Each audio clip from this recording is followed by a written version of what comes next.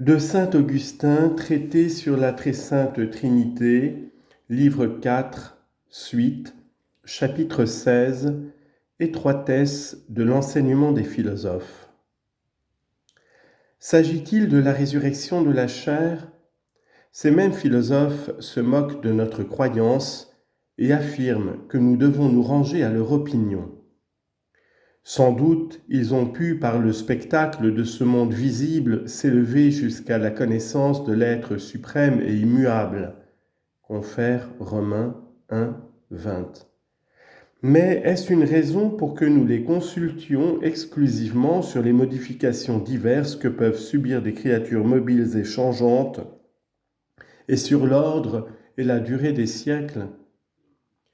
Sans doute encore ils raisonnent logiquement et prouvent évidemment que le monde est l'ouvrage d'un être éternel. Mais peuvent-ils, par les seules lumières de la raison, découvrir et expliquer tous les mystères de la nature, la création première des animaux et leurs espèces si nombreuses, la conservation des genres et la multiplication des individus, les divers phénomènes de leur reproduction, de leur vie et de leur mort, et la sûreté de leurs instincts, en sorte que chacun cherche ce qui lui est utile et repousse ce qui lui serait nuisible?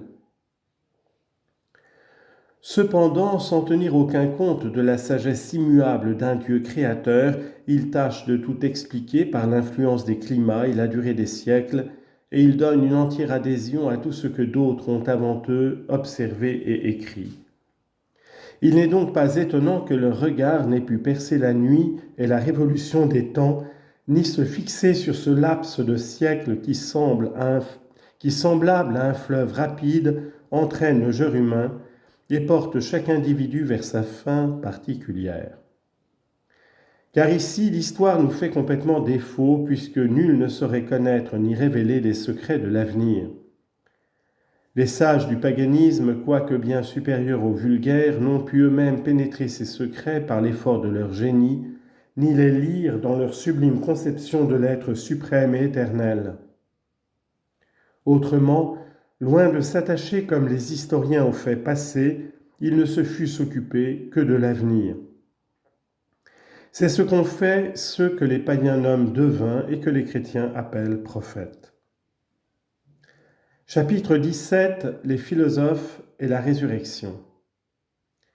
Néanmoins, il faut avouer que le nom de prophète n'était pas entièrement inconnu aux païens. Mais quand il s'agit de prophétie, il est important d'établir plusieurs distinctions. Et d'abord, on peut conjecturer l'avenir par la connaissance du passé. Ainsi, l'expérience aide beaucoup les médecins dans leurs prévisions, et plusieurs en ont consigné par écrit les résultats heureux. Ainsi encore, le laboureur et le matelot énoncent diverses prédictions qui, même en raison du long intervalle qui les voit se réaliser, passent pour de véritables prophéties. En second lieu, les esprits répandus dans l'air pressentent pour ainsi dire les événements qui doivent prochainement s'accomplir, et la subtilité de leur intelligence leur permet de les découvrir de loin, en sorte qu'ils semblent les prédire. C'est à peu près comme si du sommet d'une montagne, apercevant un voyageur, je l'annonçais aux personnes qui stationneraient dans la plaine.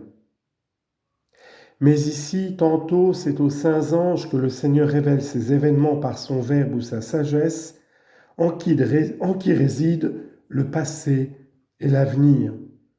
Et alors, il les découvre même aux hommes, ou bien ils n'en instruisent qu'un petit nombre qui à leur tour en répandent et en divulguent la connaissance.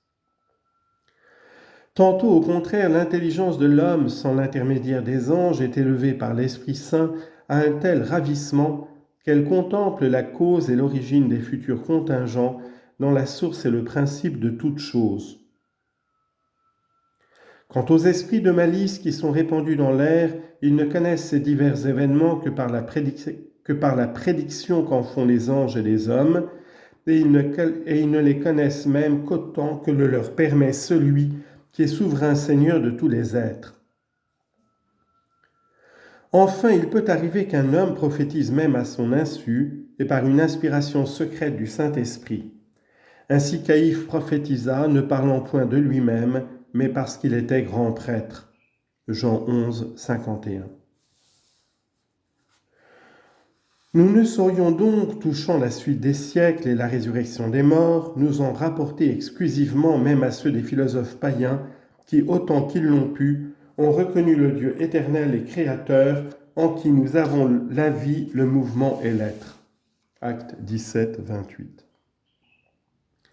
Car ayant connu Dieu par tout ce qui a été fait, ils ne l'ont point glorifié comme Dieu et ne lui ont point rendu grâce. Mais, en se disant sages, ils sont devenus fous. Romains chapitre 1, versets 21 et 22. C'est pourquoi ces philosophes n'ont jamais pu contempler l'être spirituel, immuable et éternel d'un regard qui pénétra jusque dans le sanctuaire secret de la sagesse et de la providence où sont contenus les divers événements que doit amener la suite des siècles. Là, par rapport à Dieu, ces événements sont tout ensemble présents, passés et futurs, mais sur la terre et eu égard à l'homme, ils sont seulement futurs et contingents. De plus, ces mêmes philosophes étaient également incapables d'apprécier les résultats heureux par lesquels toute chose coopère au bien et à la perfection de l'homme, en son corps comme en son âme. Pour suppléer en eux à cette impuissance personnelle de percevoir l'avenir, il eût fallu que les saints anges vinssent les en instruire. Mais Dieu les a jugés indignes de cette faveur et les esprits célestes ne leur ont rien fait connaître, soit par des signes extérieurs et sensibles, soit par des visions imaginatives ou intellectuelles. Nos pères, au contraire, les patriarches et les prophètes, ont mérité, par l'excellence de leur piété, de recevoir la révélation de l'avenir et par des miracles opérés en preuve de leur inspiration ou par la réalisation des prophéties peu après accomplies, ils ont donné à leurs prédictions d'événements éloignés et lointains une autorité qui subsistera jusqu'à la fin du monde. Quant aux esprits de malice répandus dans l'air, esprits orgueilleux et trompeurs, ils ont bien pu par la bouche de leurs prêtres répéter sur la société sainte des élus et sur le vrai médiateur plusieurs des choses qu'ils en avaient entendu dire aux anges ou aux prophètes. Leur but en cela était d'entraîner dans l'erreur, s'ils le pouvaient, les serviteurs de Dieu, en les séduisant par l'énonciation de quelques vérités. Mais le Seigneur, à leur insu, même, a réalisé parmi eux un tout autre dessein, et il en a fait ainsi publier en tout lieu la vérité, afin de fortifier les adorateurs et de confondre les impies.